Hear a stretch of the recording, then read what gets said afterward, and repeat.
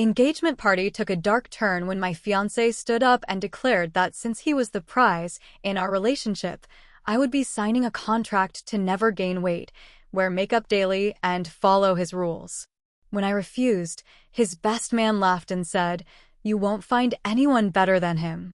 My brother grabbed the mic, smiled, and said, "Actually, she already has. Her lawyer just served him the contract for a canceled wedding." I met David during a conference in Chicago. He was leading a workshop on innovative marketing strategies, and his charisma was undeniable.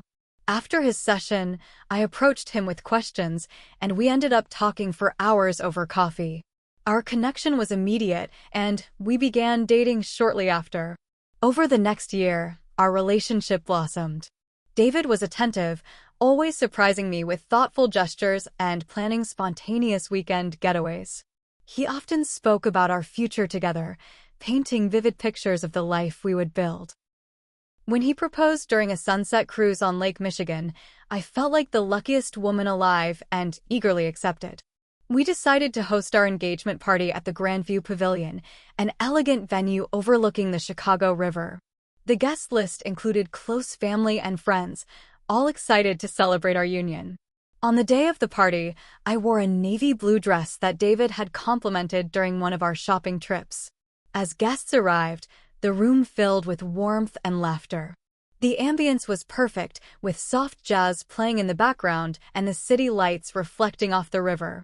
Midway through the evening, David tapped his champagne glass to gather everyone's attention. The room quieted as he stood beside me, holding a folder. "Thank you all for being here to celebrate this special occasion with us," David began, his voice confident. "Sarah and I are thrilled to embark on this journey together. As we prepare for our future, I believe it's essential to establish some guidelines to ensure our mutual happiness." I turned to him, puzzled. We hadn't discussed any such guidelines. David opened the folder and pulled out a document. "I've drafted a contract that outlines a few expectations. Sarah will maintain her current weight, wear makeup daily, and adhere to certain rules I've set forth." A hush fell over the room. I felt my face flush with a mix of embarrassment and anger. "Mark," David's best man, chuckled. "Come on, Sarah. You won't find anyone better than David." Before I could respond, my brother James stepped forward. He took the microphone from David's hand, his expression calm but resolute. "Actually," James said, "Sarah already has. Her lawyer just served David with a contract of her own, a cancellation of the wedding." Gasps echoed through the room. David's face turned a deep shade of red. "What is this?" David stammered. I took a deep breath, finding strength in my brother's support. "David, I loved you. But love isn't about control. It's about mutual respect. This contract of yours is demeaning and unacceptable." David's parents approached, their faces a mix of shock and disapproval. "Sarah, let's discuss this privately," his mother urged. But I stood my ground. "There's nothing to discuss. The wedding is off." Friends and family began to whisper among themselves. Some looked at David with disappointment, others nodded in agreement with my decision. David tried to salvage the situation. "Sarah, don't be hasty. Let's talk about this." I shook my head. "No, David. You've shown me who you truly are tonight. And that's not someone I want to spend my life with." With that, I handed the microphone back to James, who signaled for the band to start playing again. The party resumed, albeit with a different atmosphere. As I mingled with guests, many approached me with words of encouragement. My best friend, Lisa, hugged me tightly. "I'm so proud of you," she whispered. Later that night, as I sat alone in my apartment, the reality of the situation sank in. Tears streamed down my face, not for the loss of David, but for the betrayal I felt. But deep down, I knew I had made the right choice. In the weeks that followed, I focused on healing. I leaned on my friends and family, sought therapy, and rediscovered passions I had set aside during my relationship with David. One day, while jogging along Lake Michigan, I bumped into an old college friend, Michael. We grabbed coffee and caught up on lost time. Our friendship blossomed into something more, built on mutual respect and understanding.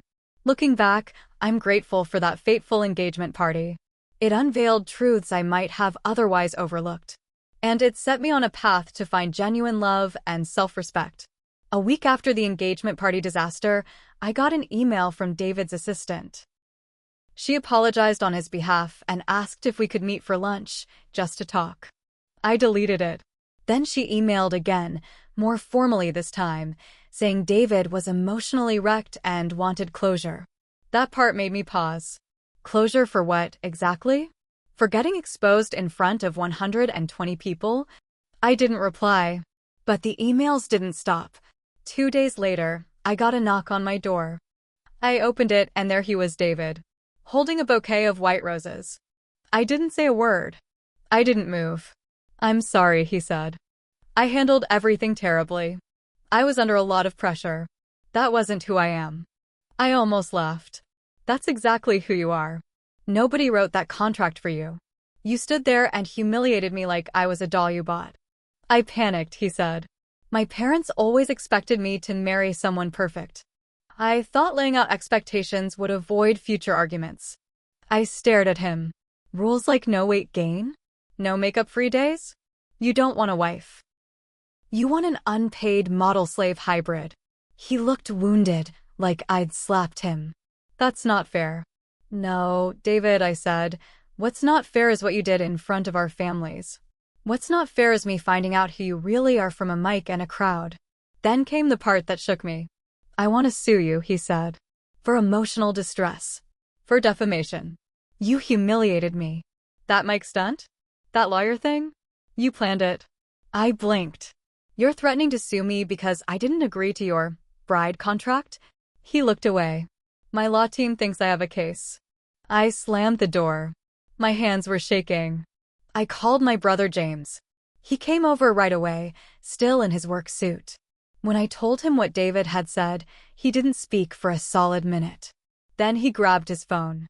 "We'll get ahead of this," he said. "You still got the voice memo of him saying all that?" I nodded.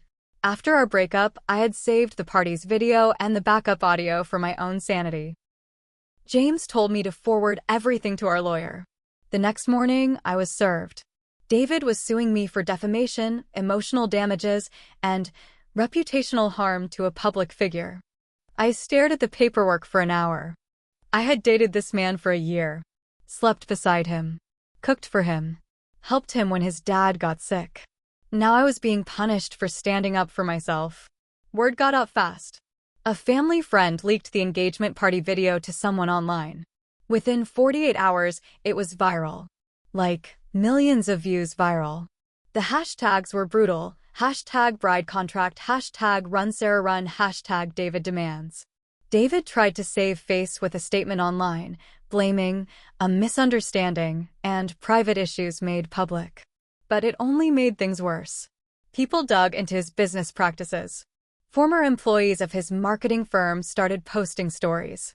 Tales of unpaid overtime, weird dress code memos, sexist remarks. I didn't speak publicly. I stayed silent. I focused on the lawsuit and therapy. That's when I got an anonymous email. It had no subject line. Just one sentence: "You're not the first."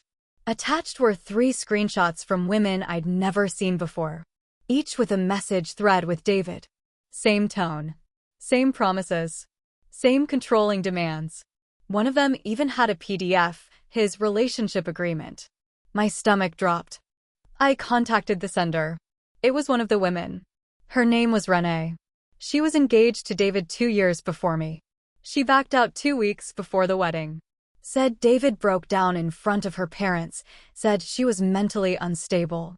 She kept quiet to protect her career. Another woman, Tanya, came forward too. She had left the country after breaking off their short engagement. Said he made her sign an NDA. I gave everything to my lawyer. Then David's lawyers reached out with a settlement offer. He'd drop the suit if I issued a mutual apology. I said no. They tried again. A higher number. My lawyer said, "We can take this to court." He has everything to lose. I knew we could win. But I also knew the fight would be brutal. And then, something changed. A reporter from a national news outlet contacted me, Said they were running a story on controlling relationships and modern-day coercion. They wanted to feature me, anonymously or not. That's where things got complicated. Because now it wasn't just about me and David. It was about every woman he'd pulled into his little empire of control. And I had a decision to make. Speak publicly and tear it all open? Or quietly win in court and move on? That's where I am right now. Everything's a mess. I'm getting support from people I've never met and hate from strangers online. My job's been understanding, but the pressure is real. And David? He's trying to hold his company together while fighting fires left and right. A week after the news story dropped, things started to spiral in a way no one saw coming. I was at work, going over some monthly reports, when HR called me into a meeting. My manager and the HR director were already seated when I walked in. They looked uncomfortable. There's been a complaint, the HR director said, about your recent media attention. An anonymous letter was sent to corporate accusing you of leaking confidential company materials during your interview with the news outlet. I stared at them stunned. I didn't mention anything about work. The story was about my ex. They nodded, but their expressions didn't soften. We're placing you on temporary leave while we investigate. That was the first moment I realized David wasn't finished. I walked out of that meeting and sat in my car in the parking garage for 30 minutes. Just sat there. No tears, no shaking. Just a hard, burning calm. He wanted to punish me. Hurt me any way he could. I called James. This is retaliation, he said. He's using every connection he's got. That night, I went back over the email I'd received from the anonymous woman, Renee. I noticed something I hadn't before. The screenshots she sent? They included not just texts, but screen recordings showing David navigating a private Dropbox folder. A folder titled Agreements. And inside were labeled files, Renee_2019, Tanya_2021, Sarah_2023. I messaged her. Did you record him accessing this live? She replied immediately. Yes. He didn't know I was screen recording. I was scared and trying to get out. I asked if she still had access. She said no, but she knew the URL. I gave everything to my lawyer. The next morning, our tech consultant confirmed the folder was real and hosted through David's company domain. Some of the files were encrypted, but several PDFs were visible. Contracts. Signed ones. Some were prenups. Others were NDAs. A few were disturbing, lists of behavioral infractions, weight logs, even monthly selfie schedules. This wasn't a breakup story anymore. This was pattern abuse. I wasn't the first, but I might be the one who could stop it. We took it to the authorities. A formal investigation was opened. I was advised not to go public yet. The evidence was damning, but we needed more. They wanted corroboration. Witnesses. Proof that he used these contracts as a tool of manipulation and emotional control. That's when something strange happened. David disappeared. Not off the face of the earth, he just went silent. No social media. His company's site was under maintenance. Clients started posting that they couldn't reach him. His assistant quit, then posted a vague but telling update on LinkedIn about leaving a toxic environment after years of silence. 3 days after that, Renee messaged again. He's in Arizona, she wrote. I got a ping from one of his old WhatsApp groups. He's hiding at his uncle's ranch outside Sedona. It sounded ridiculous, like a bad soap plot, but it tracked. David's uncle was a real estate developer with a desert property way off-grid.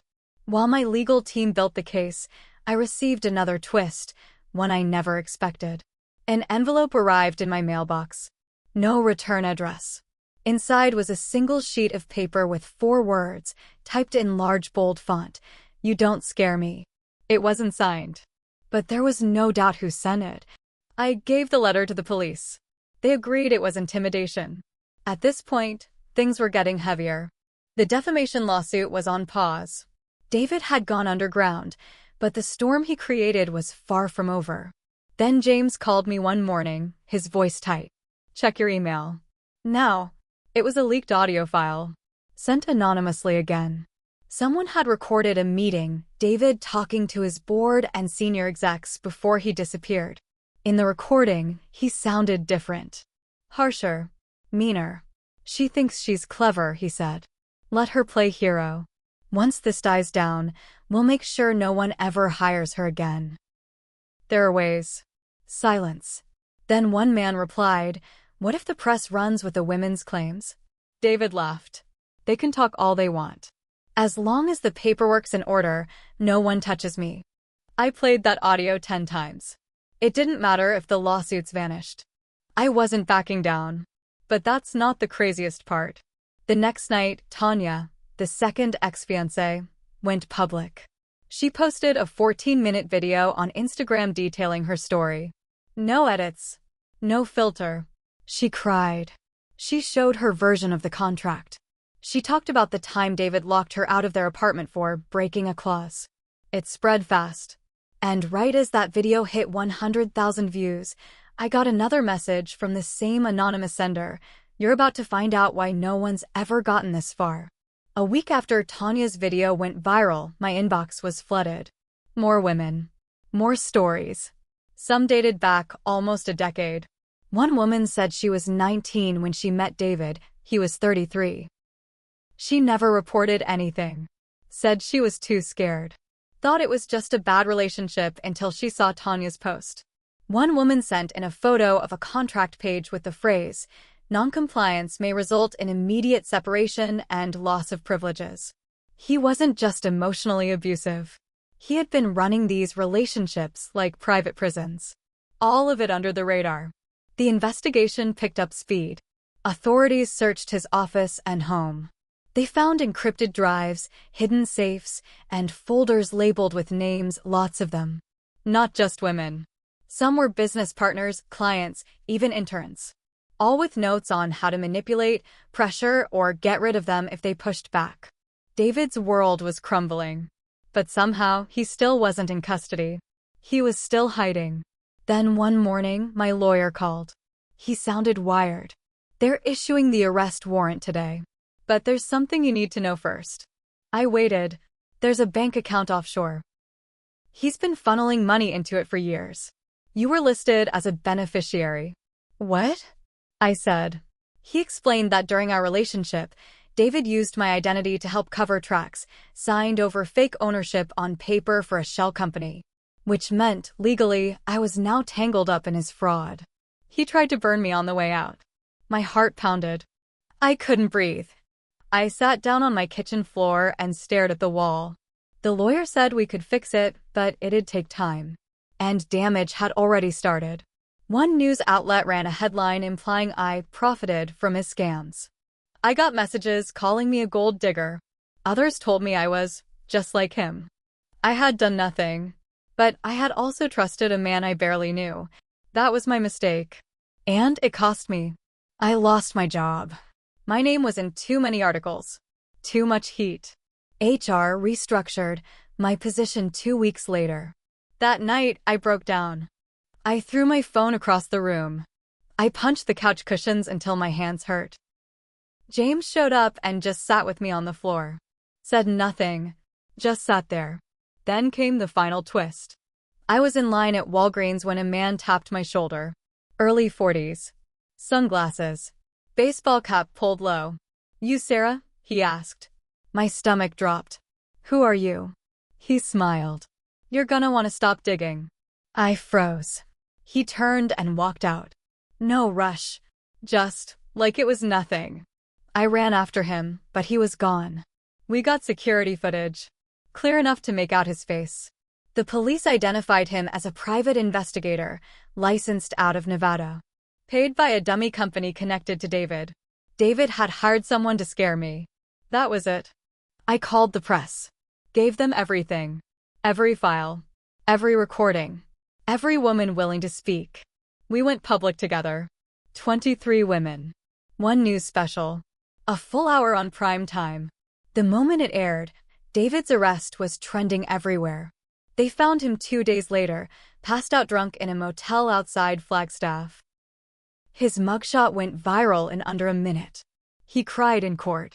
Said he was misunderstood. Blamed stress. Blamed women for using him for clout. He was charged with fraud, coercion, blackmail, and several civil cases were opened against him for emotional abuse and contract manipulation. He tried to settle. None of us agreed. I testified.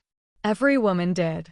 At sentencing, the judge looked him dead in the eyes and said, "You built an empire on fear and control.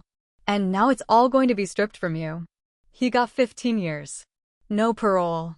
The courtroom applauded. It wasn't allowed. But no one stopped us. Outside, a reporter asked me what I felt. Relief, I said. But not for me. For every woman who ever thought she was crazy for not smiling enough, dressing sexy enough, obeying enough. For every woman who thought love meant shrinking herself. I walked away after that. I still get messages. Some good.